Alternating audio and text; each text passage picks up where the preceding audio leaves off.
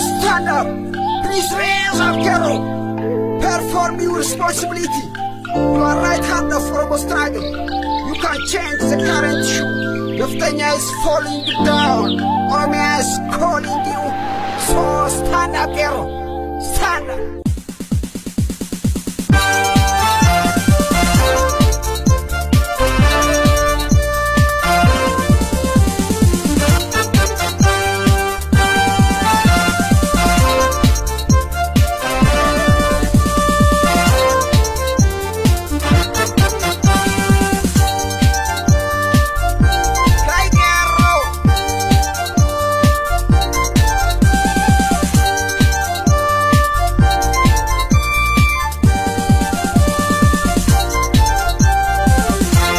Dina jala bobbo afgal pisani fini sati jiran qabso wal jaran sabasani jejala tan lubukani isin cena jirra jenna kerro dane Dina jala bobbo afgal pisani fini sati jiran qabso wal jaran sabasani jejala tan lubukani isin cena jirra jenna kerro dane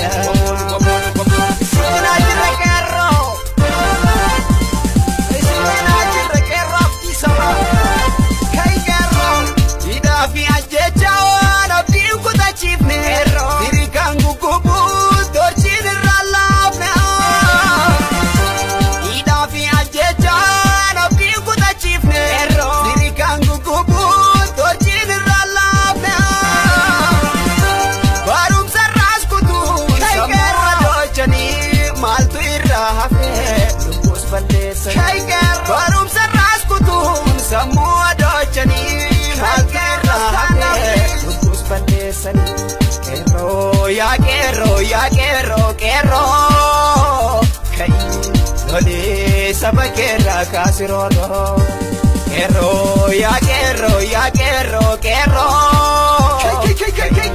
Dole sabakera kasirono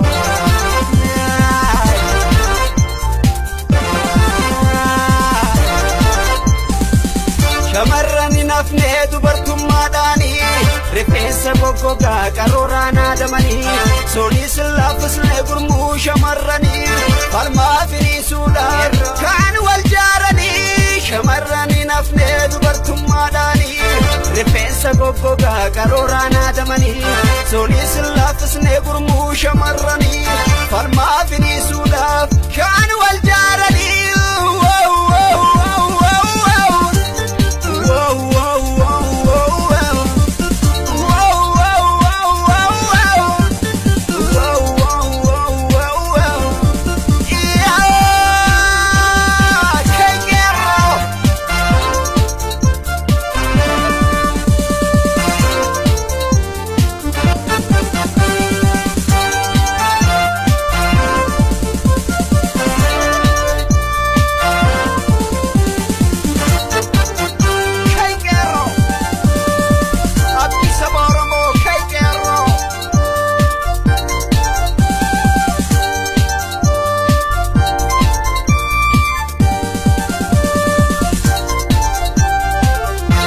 Dina jala bobbo afgal pisani fini sati jiran qabso wal jaarani sabasanif jejala tan lubukani isin cena jirra jenna kerro dane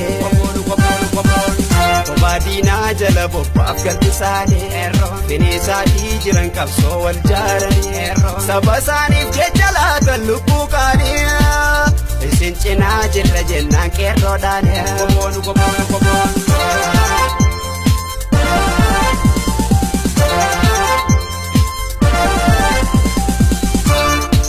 Bakalane goni kero wani daddarar sajiru falma finisania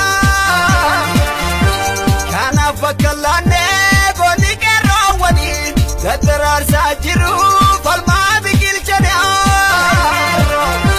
karena patani kayo firirani binisumma sabab boda barsan karena patani kayo firirani sabab boda barsan kero ya kero ya kero kero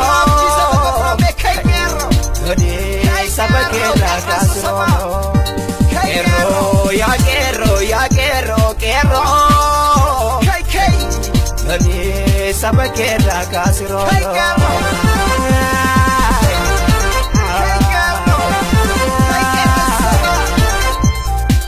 shamarranii naftee dubartummaadhaanii rifeensa goggogaa qarooraan haadamanii solii sillaafisnee gurmuu shamarranii falmaa firiisuudhaaf kaan wal jaaranii barataa barsiisaa shamarran dargaggoon lubbuun laman duutu jechuun dhaadatanii